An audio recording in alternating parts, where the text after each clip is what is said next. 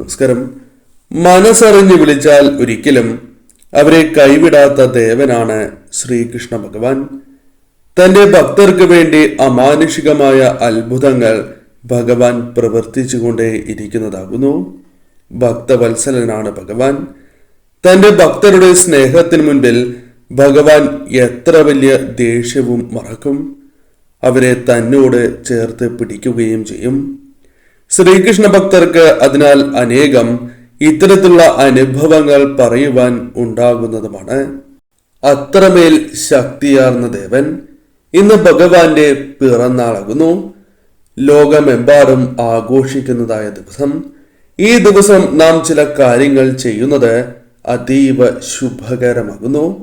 ഭഗവാന്റെ അനുഗ്രഹം ഇന്നേ ദിവസം പെട്ടെന്ന് നേടുവാൻ സാധിക്കുന്നതുമാണ്. അത്തരത്തിൽ ഭഗവാന്റെ അനുഗ്രഹം അല്ലെങ്കിൽ ഭഗവാൻ വീടുകളിൽ വരുമ്പോൾ ലഭിക്കുന്നതായ ചില സൂചനകളെക്കുറിച്ച്, ചില ലക്ഷണങ്ങളെക്കുറിച്ച് ഈ വീഡിയോയിലൂടെ വിശദമായി തന്നെ മനസ്സിലാക്കാം. ഇന്നേ ദിവസം ഭഗവാന്റെ ചില മന്ത്രങ്ങൾ ജപിക്കുന്നത് ഏറ്റവും വിശേഷപ്പെട്ടതായ കാര്യമാകുന്നു. അതിൽ പ്രധാനപ്പെട്ടതായ ചില മന്ത്രങ്ങളെക്കുറിച്ച് വിശദമായി തന്നെ മനസ്സിലാക്കാം. ഓം നമോ ഭഗവതേ വാസുദേവായ, ഓം നമോ നാരായണായ എന്നീ മന്ത്രങ്ങൾ ഇന്നേ ദിവസം 108 ജപിക്കുന്നത് ശുഭകരമാണ്. ഓം ക്ലീം കൃഷ്ണായ നമഃ എന്ന ഭഗവാന്റെ മൂലമന്ത്രം ജപിക്കുന്നതും അതീവ ശുഭകരമായ കാര്യം തന്നെയാകുന്നു. ഇന്നേ ദിവസം 108 ജപിക്കുക. എന്നാൽ അതോടൊപ്പം ജപിക്കേണ്ടതായ മറ്റൊരു പ്രധാനപ്പെട്ട മന്ത്രമുണ്ട്. മഹാബല ഗോപാല മന്ത്രം.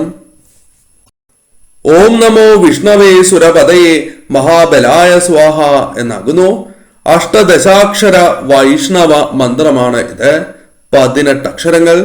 നിത്യവും ജപിക്കുന്നവർക്ക് ആരോഗ്യപരമായ ഉയർച്ച, ദാരിദ്ര്യ ശമനം, തൊഴിൽപരമായ ഉയർച്ച, പേരും പ്രശസ്തിയും ലഭിക്കുക തുടങ്ങിയ കാര്യങ്ങൾ സംഭവിക്കുന്നതാണ്.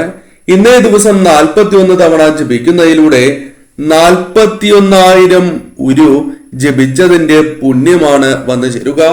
സ്ത്രീകളും പുരുഷന്മാരും കുട്ടികളും ഒരേപോലെ ജപിക്കാവുന്ന മന്ത്രം. അതിശക്തിയാർന്ന മന്ത്രം തന്നെയാണ്.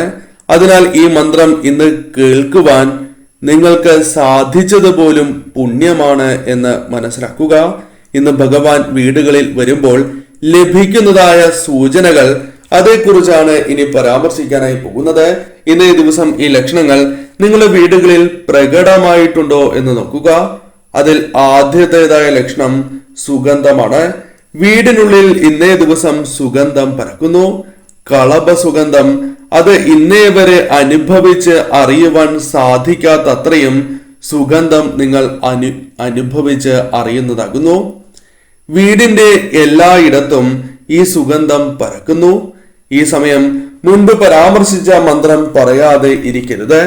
ഓം നമോ വിഷ്ണവേ സുരപതയെ മഹാബലായ സ്വാഹ എന്നോ ഹരേ കൃഷ്ണ എന്നോ ജപിക്കേണ്ടത് അനിവാര്യമാകുന്നു. ഇങ്ങനെ പറയുന്നത് ഏറ്റവും വിശേഷമാണ്. മറ്റൊന്ന് ചെറുകിളികളാകുന്നു. ചെറുകിളികൾ, ഉപ്പൻ തുടങ്ങിയവ ശബ്ദമുണ്ടാക്കുന്നു. എന്നാൽ ബഹളമല്ല, മറിച്ച് പ്രത്യേക രീതിയിൽ ശബ്ദം കേൾക്കുന്നു. അത് നിങ്ങൾ കേൾക്കുകയാണ് എങ്കിൽ മനസ്സിലാക്കേണ്ടത് അത് ഭഗവാന്റെ സാന്നിധ്യം ആ വീടുകളിൽ വർദ്ധിച്ചതിന്റെ ഒരു സൂചനയാണ്. അഥവാ ഭഗവാന്റെ സാന്നിധ്യം വന്നതിന്റെ ഒരു സൂചനയായി തന്നെ അതിനെ കണക്കാക്കുവാൻ സാധിക്കും. എന്തെന്നില്ലാതെ മനസ്സിൽ പെട്ടെന്ന് സന്തോഷം നിറയുന്നു. ദുഃഖങ്ങൾ എല്ലാം മറന്നു പോകുന്നതായ അവസ്ഥ. ഇത്തരത്തിൽ നിങ്ങൾക്ക് പെട്ടെന്ന് തന്നെ സന്തോഷം അത് കുടുംബത്തിലെ ഏവർക്കും അനുഭവിച്ചറിയുവാൻ സാധിക്കുന്നുണ്ട് എങ്കിൽ അത് ഭഗവാൻ വീടുകളിൽ പ്രവേശിച്ചതിന്റെ സൂചനയായി തന്നെ കണക്കാക്കാവുന്നതുമാണ്. മറ്റൊന്ന് കുളിർമയാണ്.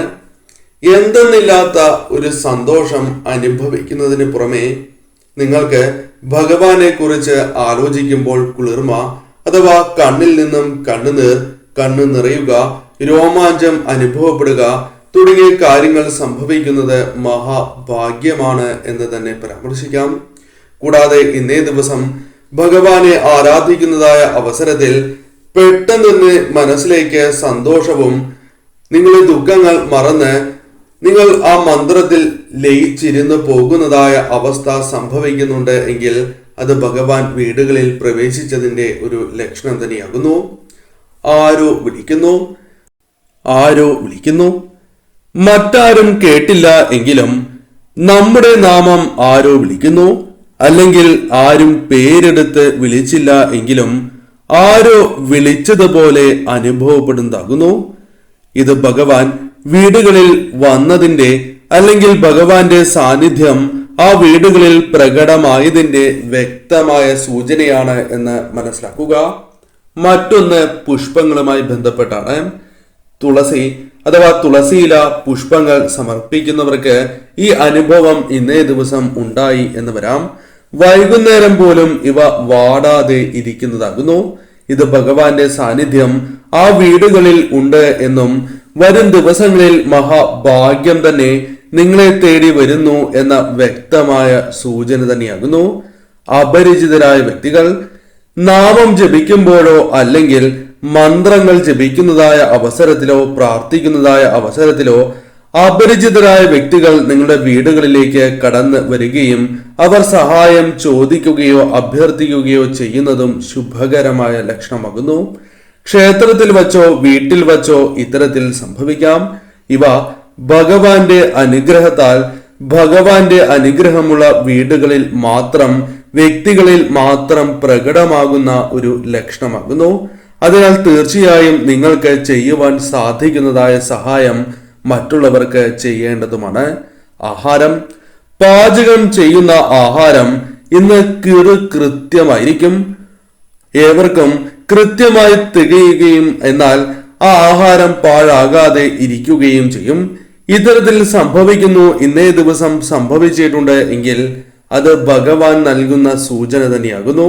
ഭഗവാന്റെ സാന്നിധ്യം അനുഗ്രഹം ആ വീടുകളിലുണ്ട് എന്ന വ്യക്തമായ സൂചനയാണ് ഇതിലൂടെ നാം അർത്ഥമാക്കേണ്ടത്. ഉണർവ്. ഇന്നേ ദിവസം പ്രത്യേകിച്ചും രാവിലെ ഉണർന്നത് മുതൽ ഒരു പ്രത്യേകമായ ഊർജം അല്ലെങ്കിൽ ഉണർവ്, പോസിറ്റീവായ ഊർജം നിങ്ങളിൽ അനുഭവപ്പെടുന്നതാകുന്നു. ഭഗവാൻ നിങ്ങളുടെ വീടുകളിൽ വന്നിട്ടുണ്ട് എന്നും ഭഗവാന്റെ സാന്നിധ്യം ആ വീടുകളിൽ വർദ്ധിച്ചിട്ടുണ്ട് എന്നും ഭഗവാന്റെ അനുഗ്രഹം നിങ്ങൾക്ക് ലഭിച്ചിട്ടുണ്ട് എന്ന വ്യക്തമായ സൂചനയാണ് ഇതിലൂടെ അർത്ഥമാക്കേണ്ടത്. അതിനാൽ ഏറ്റവും ശുഭകരമായ ലക്ഷണമായി തന്നെ പരാമർശിക്കാം. വളർത്തു മൃഗങ്ങൾ. ശാന്തരായി ഇന്നേ ദിവസം വളർത്തു മൃഗങ്ങളെ അനുഭവപ്പെടുന്നു അല്ലെങ്കിൽ അത്തരത്തിലാണ് അവർ പെരുമാറുന്നത് എങ്കിൽ അത് വിശേഷപ്പെട്ട ഒരു ലക്ഷണം തന്നെയാകുന്നു. വളർത്തു മൃഗങ്ങളുമായി ബന്ധപ്പെട്ടും ചില ലക്ഷണങ്ങൾ പരാമർശിക്കേണ്ടതായിട്ടുണ്ട്.